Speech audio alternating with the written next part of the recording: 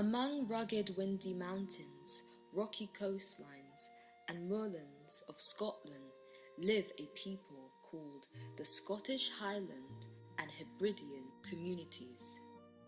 Scotland is situated on the island of Great Britain, along with Wales and England, adjacent to the Atlantic Ocean.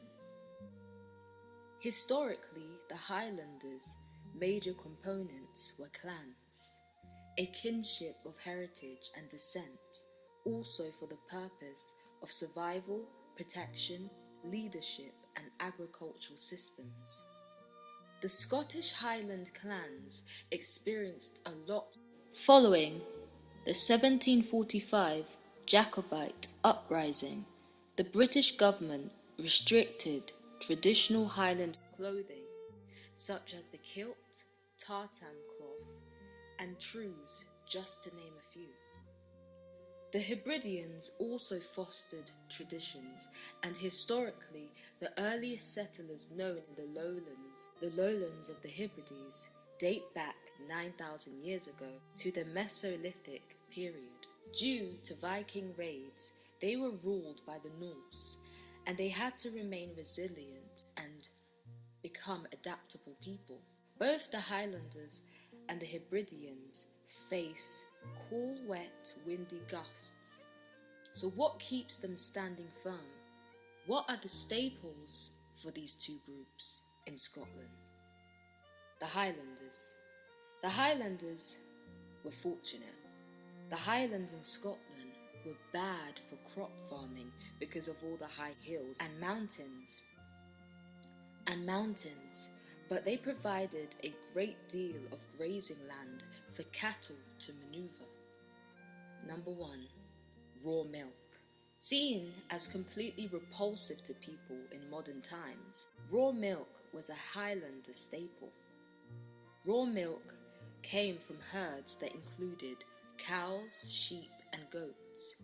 These animals were nimble and slim, suited for rocky mountains and agile movement. The raw milk was turned into cheese and butter by the Highlanders, and was even fermented or consumed fresh.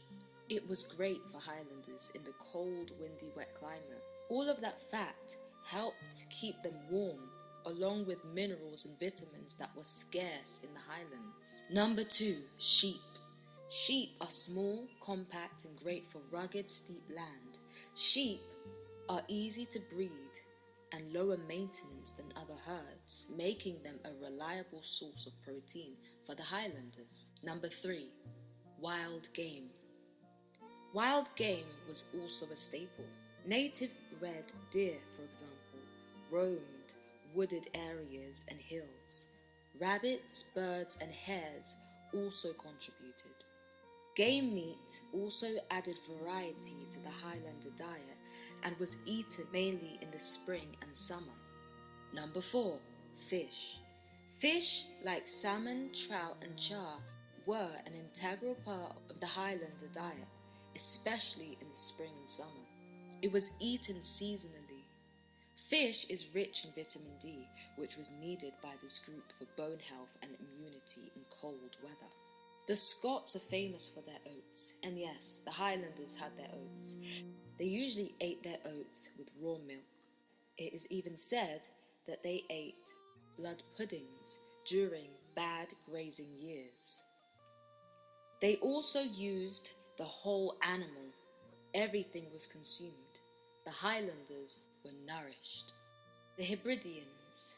The Hebrideans, living in the inner and outer Hebrides, had their own specified diet. Number 1, seafood. The Hebrides, especially the outer Hebrides, were located right by the sea.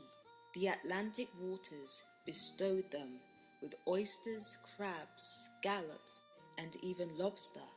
Seafood was reliable and abundant, rich in vitamin D and calcium, to name a few. Number 2, fish. They ate fish like herring and cod. It was a marine-focused diet. Fish was often salted to preserve it for the winter months.